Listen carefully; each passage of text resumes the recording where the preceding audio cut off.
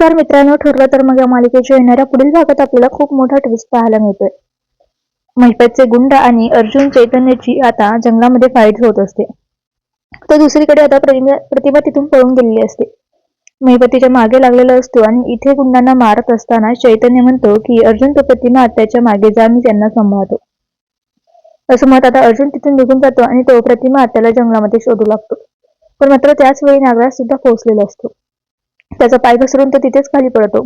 तर अर्जुन मागे वळून बघू लागतो की नक्की आवाज कुठून आला आणि इकडे नागराजच्या पायाला आता जोराचा मार लागलेला असतो. तो झाडाच्या मागे लपून बसतो. तर इकडे अर्जुनला संशय आलेला असतो की नक्कीच आपल्या मागावर कोणतरी आहे. त्याचमुळे तो तिथे शोधाशोध करू लागतो आणि इकडे नागराज खूप घाबरलेला असतो.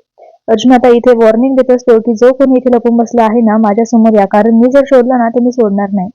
तर हे सगळं घडत असताना पहिपतच्या बंदुकीचा आता जोरात आवाज येतो आणि मित्रांनो, आता अर्जुनचं लक्ष विचलित होतं आणि तेवढ्यात नागराज तिथून पळून जातो. तर बघूया आता पुढे काय होतंय.